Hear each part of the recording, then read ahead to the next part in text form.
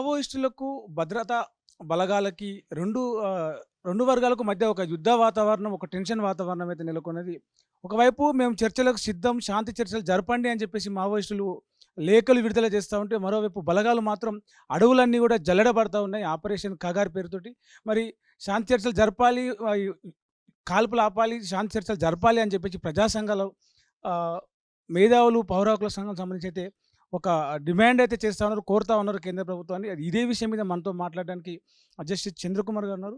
Sir చెప్పండి, చర్చలు జరిపే పరిస్థితికి, అసలు చర్చలు జరిపేందుకు కేంద్రం అసలు ఆసక్తి చూపించట్లేదు. మరోవైపు మావోయిస్టులు ఏమో చర్చలు జరపాలని చెప్పేసి పిలుపునిస్తారు. ఎట్లా ఉంటుందంటారు పరిస్థితి? మేము ఏప్రిల్ 23 రోజు, మార్చ్ 23కు మేమందరం కూడా ఇక్కడ సమావేశమై ఎలా చేయాలా, ఎట్లా చేయాలని చెప్పేసి కొన్ని విషయాలు ఆలోచించడం అన్నట్టు. మేము ప్రధానంగా చెప్తున్న విషయం ఏంటంటే, అన్నిటికంటే ప్రాణం ముఖ్యం. ప్రాణం పోతే మళ్ళీ రాదు. అది ఆదివాసీ ప్రాణమైనా, ఒక పోలీస్ కానిస్టేబుల్ ప్రాణమైనా, ఒక ఎస్ఐ ప్రాణమైనా, లేదు ఈ యొక్క దళానికి చెందినటువంటి నక్సలైట్ ప్రాణమైనా, మావోయిస్టు ఎవరి ప్రాణమైనా, ప్రాణం ఒకటే. ప్రాణం పోతే మళ్ళీ రాదు. ఇది మా కాన్సెప్ట్. ఎందుకంటే మామూలుగా చూసినాం మనం, దానిలో ఎవరు చనిపోయినా ఆయనకు తల్లి ఉంటుంది, తండ్రి ఉంటాడు, కుటుంబం ఉంటుంది, కొందరికి పిల్లలు కూడా ఉండవచ్చు, కానిస్టేబుల్ కావచ్చు, ఎవరైనా కావచ్చు. మరి ఆ తల్లి, పిల్లలు, వాళ్ళ కుటుంబ సభ్యులు ఎంతగా బాధపడతారు, చాలా బాధపడతారు. దీన్ని ఎలా నివారించాలి అనేది మా ప్రధాన కాన్సెప్ట్. అంటే ఎవరు చనిపోవద్దు, దీన్ని మనం ఆపగలమా? కాల్పుల్లో కానీ, ఎదురు కాల్పుల్లో కానీ, ఎన్కౌంటర్స్ ఏ పేరైనా పెట్టండి మీరు దానికి, అందరూ వీటిలలో చనిపోకుండా మనం ఆపడానికి ఏదైనా అవకాశం ఉన్నదా అని మేమందరం కూడా ఆలోచించి మేమేం చేసినామంటే, ఇరు పక్షాలకు, ఇటు ప్రభుత్వానికి అటు మావోయిస్టులకు పిలిపించాం. మీరు సీజ్ ఫైర్ చేయండి, మీరు ఆయుధాలు వాడకండి కొంతకాలం, తర్వాత చర్చలు చేయండి అని చెప్పేసి ఇది ఒక తీర్మానం చేసి మేము పత్రికా ముఖంగా అందరికీ చెప్పడం జరిగింది.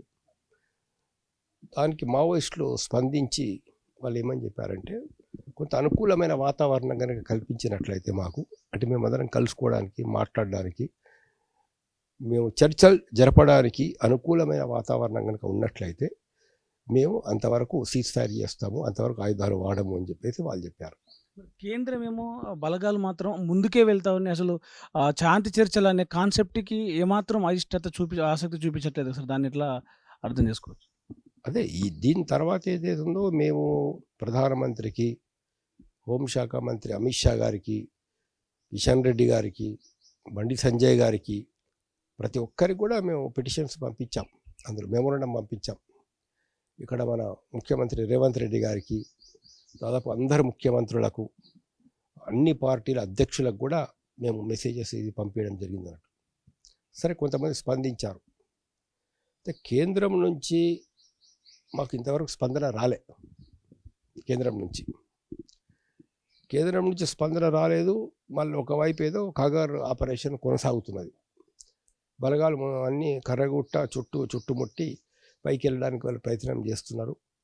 హెలికాప్టర్ ద్వారా కూడా బాంబులు జరుగుతున్నాయని చెప్పేసి తెలుస్తూ ఉంది. ఈ ప్రయత్నం అనేది సరైంది కాదా అని అంటే, మరి వాళ్ళు అక్కడ సమావేశమై ఉండవచ్చు, కొంతమంది అక్కడ ఉండిండవచ్చు, కానీ వాళ్ళైతే ఫైర్ చేయడం లేదు కదా. వాళ్ళు అక్కడ శాంతియుతంగానే సమావేశమైనారు కదా. మరి చర్చలకు మేము సిద్ధమని చెప్పినారు కదా. మరి చర్చలకు సిద్ధమని చెప్పి ఆయుధాలు వాడనటువంటి వారి మీదికి మనం బలగాలం పంపవచ్చా, ఎన్సర్కలు చేయవచ్చా వాళ్ళని అంటే, కేంద్ర ప్రభుత్వం చేస్తుంది తప్పే అని చెప్పేసి ఖచ్చితంగా మనం చెప్పచ్చు. కేంద్రం కానీ బలగాలు ఏదైనా వాళ్ళు అక్కడ సమావేశమైనారు, ఏం చర్చిస్తారో చూడాలా, మనం ఏం అవుట్కమ్ వస్తుందో చూడాలా. ప్రపంచంలో ఏ మూల ఏ క్షణం ఏం జరుగుతుందో వేగంగా తెలుసుకోవడానికి తొలి వెలుగు వాట్సాప్ ఛానల్ని ఫాలో చేయండి.